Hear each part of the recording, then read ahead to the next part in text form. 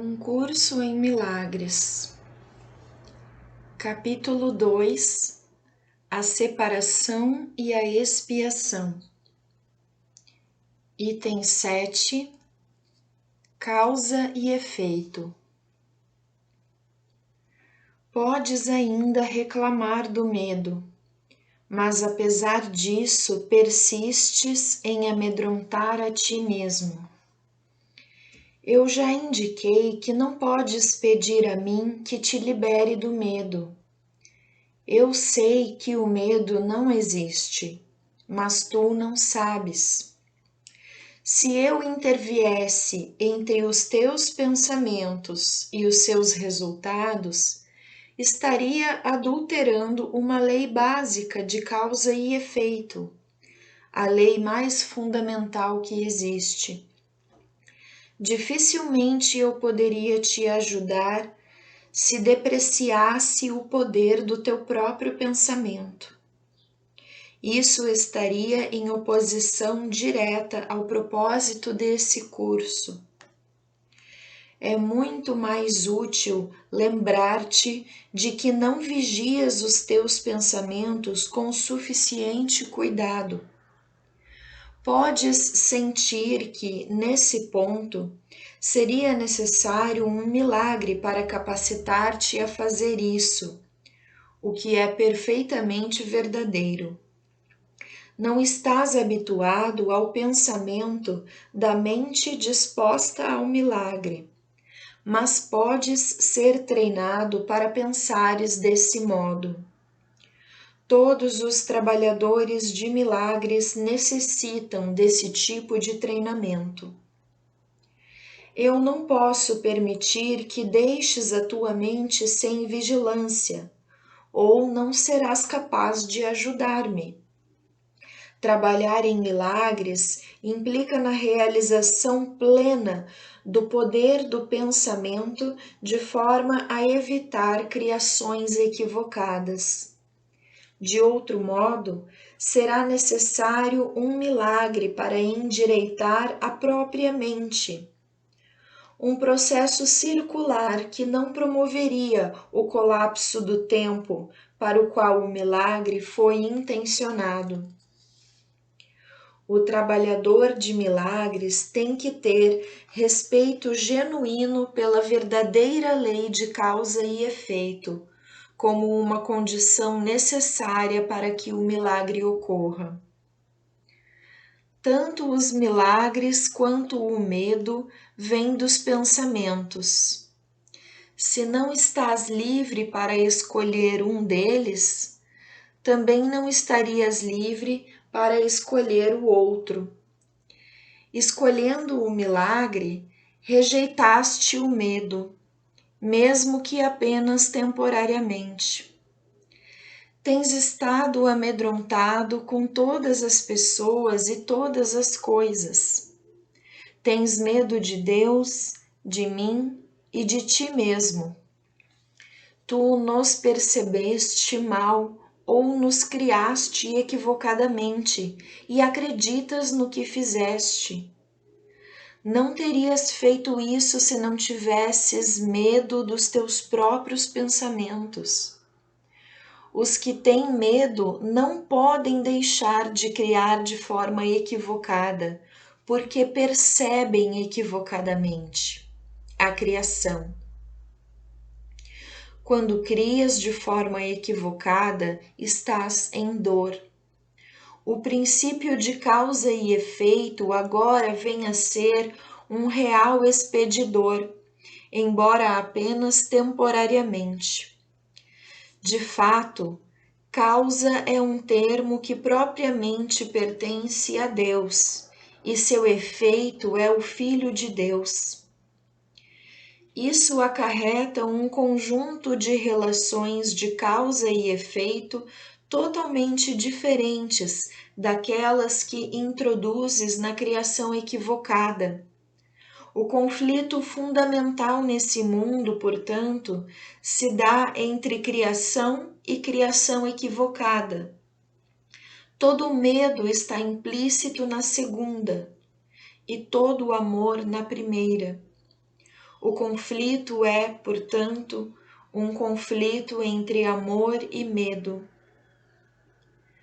Já foi dito que acreditas que não podes controlar o medo, porque tu mesmo o fizeste e a tua crença nele parece deixá-lo fora do teu controle. No entanto, qualquer tentativa de resolver o erro, tentando dominar o medo através da maestria, é inútil. De fato, ela afirma o poder do medo pela própria suposição de que o medo tem que ser domado. A verdadeira solução baseia-se inteiramente na maestria através do amor. Nesse ínterim, contudo, o senso de conflito é inevitável, já que te colocaste em uma posição na qual acreditas no poder do que não existe. Nada e tudo não podem coexistir. Acreditar em um é negar o outro. O medo, na realidade, é nada e o amor é tudo. Sempre que a luz penetra na escuridão, a escuridão é abolida. O que acreditas é verdadeiro para ti. Nesse sentido, a separação ocorreu, e negá-la é meramente usar a negação de maneira imprópria. Porém, concentrar-te no erro é apenas mais um erro. O procedimento corretivo inicial é reconhecer temporariamente que existe um problema, mas só como uma indicação de que é necessário uma correção imediata. Isso estabelece um estado na mente no qual a expiação pode ser aceita sem adiamento. Contudo, deve-se enfatizar que, em última instância, nenhuma transigência é possível entre tudo e nada. O tempo é essencialmente um instrumento através do qual pode-se desistir de toda transigência a esse respeito. Ele apenas parece ser abolido por etapas, porque o tempo em si mesmo envolve intervalos que não existem. A criação equivocada fez com que isso fosse necessário como medida corretiva.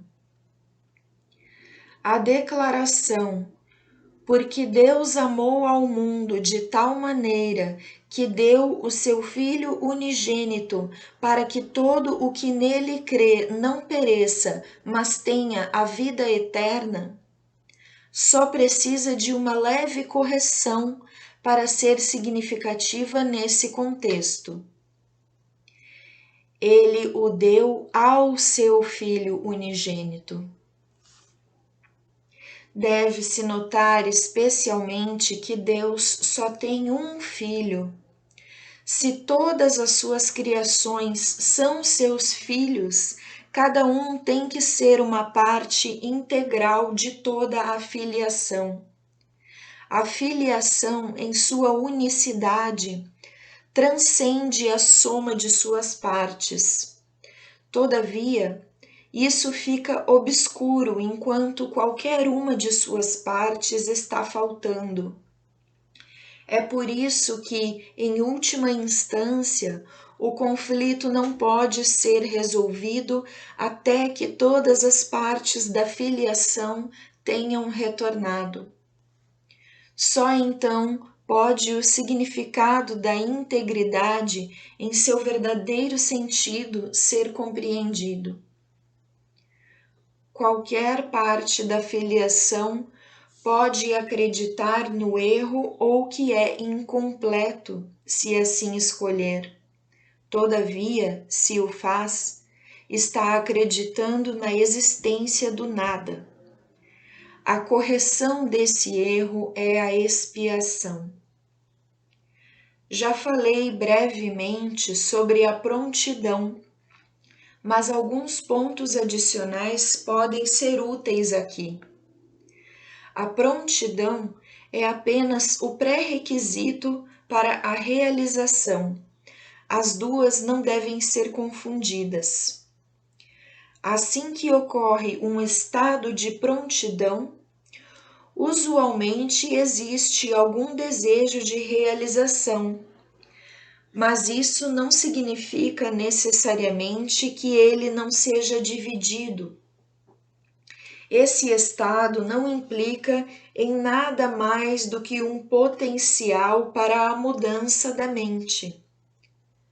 A confiança não pode se desenvolver plenamente enquanto a maestria não tiver sido conseguida.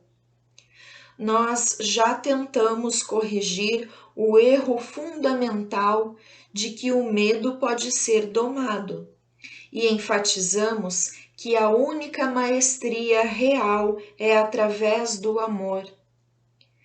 A prontidão é só o começo da confiança. Podes pensar que isso implique na necessidade de uma enorme quantidade de tempo entre a prontidão e a maestria. Mas permita-me lembrar-te de que o tempo e o espaço estão sob o meu controle.